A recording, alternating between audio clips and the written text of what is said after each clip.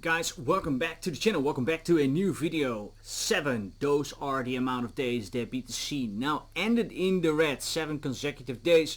Today we are in the green again. Let's see if we can hold it this time, or are we going to end up in the red. Before we go to dive into the charts, please do me a favor, like and subscribe, because only a fraction of you guys who are checking out the videos are subscribed, so you would highly do me a favor. Let's see if we can hit 100 subs this month.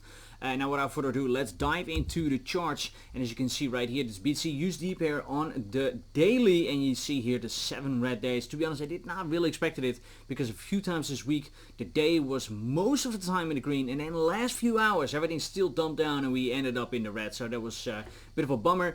A little bit confusing, to be honest, because yesterday, and it depends a little bit on the chart, like on a Bybit chart it looks a little bit different, is that the value area high is a little bit lower, and yesterday we closed the daily underneath the value area high, underneath this thick blue line that you see right here. That is the 200 week EMA, right here at that red line. So you would say, okay, bearish territory, we are going lower to approximately that point of control, and maybe even the value area low. But now today we are pumping again, and we are above the red line, above the 200 week EMA, and we're kind of above or testing the value area high. So interesting price action to see if we can hold it or not.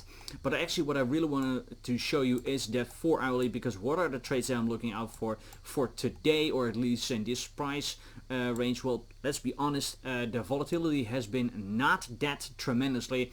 And on the downside, I am still looking out for this golden pocket right here, measured from the top, bottom, and then all the way down. That would be nice, golden pocket, and then go higher. We didn't have it so far. Of course, I would not be the only one looking out for that. So the price is a little bit front running it, maybe. And like I said, yesterday I didn't took this short. I actually thought there will be more bearish price action to come, because this was really like a 4 hourly close underneath the 200 week EMA, underneath the value area high, underneath the red line. I was like, alright, I actually think that we're gonna maybe have a tiny bounce here and then even go lower, but that didn't happen. And then while I was asleep, the price started pumping again, and now we're above those critical levels. On the upside, we have to change this a little bit. You see here the fib retracement, that was the bottom here, but since we now wicked lower, we need to extend this a little bit to the bottom, and then we see that the golden pocket also now is at a little bit of a lower level, starting off with 23,839, shall we say, or 800, and that's looks a little bit, tiny bit lower because it's not completely correct. 23,837 to 23,912. Also right here in that box that we drew yesterday, you can see that it fits just perfectly. If we are coming towards that box, I will put in a short. Of course, I want to see more confirmation in. So for example, a bearish divergence on the 12 minute or the 15 minute, and would also be nice if it is then on the lower price level as well, sorry, in a lower time frame is also, for example, the 6 minute or the 5 minute that you have on multiple time frames, bearish divergences. That will be very nice. And of course, this then needs to do something like this. That will be super nice.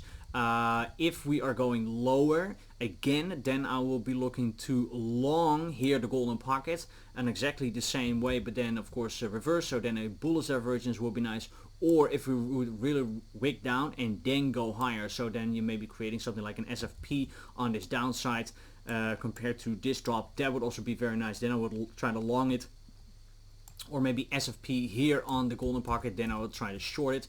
If we would break this, then I'm of course looking out for the top, approximately here at 24,750, 24,800. Those are my levels for now. It, like I said, it's a little bit of a tight trading range. I had a trade yesterday. Let me quickly show you. Let's do the 15 minute. I think that's pretty clear. Or you know what, do the 5 minute from yesterday, and there you can see that we had so many of these wicks, and this is actually also again a very tight trading range. Was hard to make a good trade, 0.8% over the course of almost 11 hours. And every time that we went into this trading range, you can see that we kind of bounced up again, here, here, here, here, here, and a few times I didn't catch it, but then I had a trade open here, and right away on this one it broke through right away, so I had a stop loss underneath here that got triggered quite fast. So that was a bit of a bummer, especially when you're looking out for 0.8% volatility over the course of 11 hours. And then once your trade finally gets triggered, then right away it got stopped out. So that's a bit of a bummer, of course. Quickly head over to the dollar index, because that's also something that we talked about yesterday. We said I'd like to see a dip in and then go lower. That would be nice, because then maybe we have fuel for BTC to pump higher. So far that happened, so that looks pretty good. The S&P had a very flat day yesterday, as you can see, close to that resistance line. If we are going to roll over again, then I expect also lower prices for BTC. If we are going to break out, then I also expect a pump for BTC. Like I said already, yesterday the markets were pretty flat. Today so far the markets are also very flat. Why is that? Well, everyone is looking out for the jobs report coming out later today for July. They expect 258,000 jobs will be added in July, a little bit less than June. There was 372, as you can see right here, and they hope that the unemployment holds steady at 3.6%. Now this is a very important number coming out, because this is the backbone and the reason why the Feds kept on rising interest rates. They said the labor market is still very tight, very strong. So we think we can rise the interest rates. Now, if this number is much lower than, let's say, 258,000, so let's say 200,000 or less, then I expect a hard dump on the markets, and then maybe on the next Fed meeting they will maybe not rise the interest rates with 0.75, but maybe 0.5 or 0.25. This is going to be very interesting. Crazy enough or not, I mean, we could dump, let's say, on a bad number, but after that the market could rally, because it's a little bit of reverse psychologic that a lot of people saying, well, if this happens, then maybe the Fed doesn't rise interest rates so tremendously, and then maybe the stock markets can rally up a little bit, because you see during rate hike that the stock market is going down, and when they stop rising interest rates or even lower it, then you see the stock markets rallying up. We have seen it in the last few years. So that could be then another trigger that happens, that we maybe see a dump down and later on a rally up.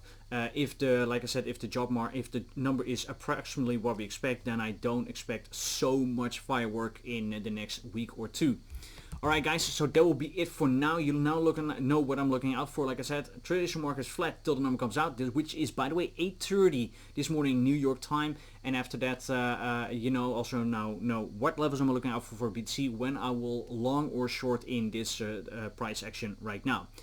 Do me a favor, like and subscribe. You would really help me. Like I said, I want to go to 100 subs. Let's see if we can reach that. And I wish you all a very, very good weekend. See you next one. Bye bye.